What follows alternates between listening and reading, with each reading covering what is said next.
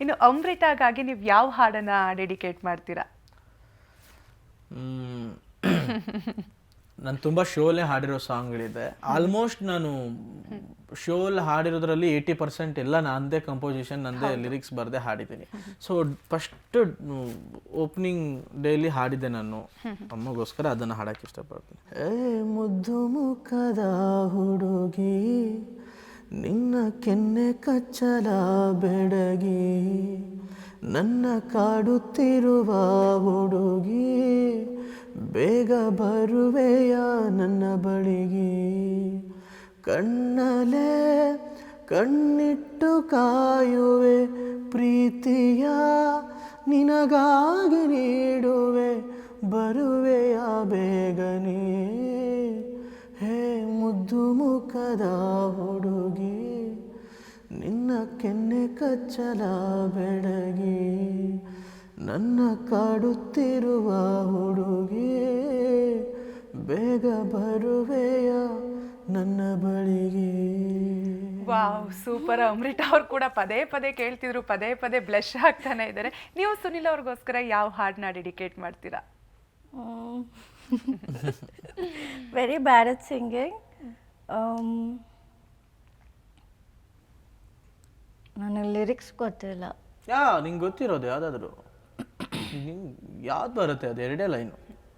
ಹೃದಯಕ್ಕೆ ಹೆದರಿಕೆ ಹೀಗೆ ನೋಡಿದರೆ, ಹುಡುಕುತ್ತಾ ಬರುವೆಯ ಹೇಳದೆ ಹೋದರೆ, ಎದೆಯಲ್ಲಿ ಬೆರುಗಾಲಿ ಮೊದಲೇನೆ ಎತ್ತು, ನೀ ನನಗೆ ಏನೆಂದು ನನಗಷ್ಟೇ ಗೊತ್ತು. Wow, super. ಸರಿನು, ಭರ್ಜರಿ ಬ್ಯಾಚುಲರ್ ಶೋ ಇಂದ ನೀವು ಕಲ್ತಿದ್ದೇನು ಅಂತ? ಯಾಕಂದ್ರೆ ಪ್ರತಿಯೊಬ್ಬರು ಕೂಡ ಆ ಒಂದು ಕಾರ್ಯಕ್ರಮ ಆಗಿರ್ಬೋದು, ಒಂದು ಎಲ್ಲೇ ಹೋದ್ರೂ, ಯಾರನ್ನೇ ಮೀಟ್ ಮಾಡಿದ್ರು ಏನಾದರೂ ಒಂದು ಕಲಿತೀವಿ. ಸೊ ಈ ರಿಯಾಲಿಟಿ ಶೋ ಅಲ್ಲಿ ನೀವು ಕಲ್ತಿದ್ದೇನು ಅಂತ? ಸರಿಗಮಪ ಇಂದ ನನ್ನ ಜೀವನ ಶೈಲಿನೇ ಚೇಂಜ್ ಆಯಿತು. ಅಂದರೆ ನಾನು ಎಲ್ಲೋ ಒಂದು ಹಳ್ಳಿಯಿಂದ ಬಂದ ಹುಡುಗ, ಒಂದು ಜೀವನ ಕಟ್ಕೊಡ್ತು, ನೆಲೆ ಕೊಟ್ಕೊಡ್ತು. ಬಟ್ ಈ ಶೋ ಭರ್ಜರಿ ಬ್ಯಾಚುಲರ್ಸ್ ಒಂದು ಜೀವನಕ್ಕೆ ಒಂದು ಪಾಠ ಹೇಳ್ಕೊಡ್ತು. ಹೇಗೆ ಬದುಕಬೇಕು, ಅವಾಗೆ ಫಸ್ಟಿಗೆ ಹೇಳ್ದಂಗೆ ಹೇಗೆ ಬದುಕಬೇಕು, ಹೇಗಿರಬೇಕು, ಜೀವನ ಅಂದರೆ ಹೇಗಿರುತ್ತೆ. ಯಾಕಂದರೆ ಈ ಶೋಲಿ ಪ್ರತಿ ವಾರ ಟಾಸ್ಕಲ್ಲಿ ಎಲ್ಲ ಏನು ಖುಷಿಯಾದ ಟಾಸ್ಕ್ ಕೊಟ್ಟಿದ್ದಾರೆ, ದುಡ್ಕೊಂಬರೋ ಟಾಸ್ಕ್ ಕೊಟ್ಟಿದ್ದಾರೆ. ಎಲ್ಲ ಥರನೂ 10 ರೂಪಾಯಿ ಇದ್ದರೆ ಹೇಗೆ ಜೀವನ ಮಾಡಬೇಕು, 100 ರೂಪಾಯಿ ಇದ್ದರೆ ಹೇಗೆ ಜೀವನ ಮಾಡಬೇಕು, ಅಥವಾ ಏನೂ ಇಲ್ಲ ಅಂದ್ರೂ ಹೇಗೆ ನಾವು ಜೀವನ ನಡೆಸಬೇಕು, ಹೊಂದ್ಕೊಂಡು ಹೋಗಬೇಕು ಅನ್ನೋದು ಈ ಶೋಯಿಂದ ಕಲ್ತಿದ್ದೀನಿ. ಯಾರಿಗೆ ಹೇಗೆ ಮರ್ಯಾದೆ ಕೊಡಬೇಕು, ಫಸ್ಟು ನನಗೆ ಇತ್ತು ತಲೆಯಲ್ಲಿ. ಒಂದು ಹುಡುಗಿನ ಹೇಗೆ ನೋಡ್ಕೋಬೇಕು, ಅವಳಿಗೆ ಏನು ಇಷ್ಟ, ಏನು ಕಷ್ಟ ಲೈಫಲ್ಲಿ, ಅವಳನ್ನ ನಾವು ಯಾವ ಥರ ನೋಡಿಕೊಂಡ್ರೆ ಅವಳು ನಮ್ಮ ಜೊತೆಗೆ ಚೆನ್ನಾಗಿರ್ತಾಳೆ. ಅವಳಿಗೇನೋ ಒಂದು ಕನಸಿರುತ್ತೆ, ನನ್ನ ಹುಡುಗ ಹೀಗೆ ಪ್ರಪೋಸ್ ಮಾಡಬೇಕಂತ ಇರುತ್ತೆ, ನನ್ನ ಹುಡುಗನ ಜೊತೆ ಹೀಗೆ ಹೊರಗಡೆ ಹೋಗ್ಬೇಕಂತ ಇರುತ್ತೆ, ಇದೇ ತಿನ್ಬೇಕಂತ ಇರುತ್ತೆ. ಬಟ್ ಈ ಶೋ ಅಲ್ಲಿ ಎಲ್ಲ ಥರ ಎಕ್ಸ್ಪೀರಿಯನ್ಸ್ ಮಾಡಿಸಿದ್ರು. Yes sir.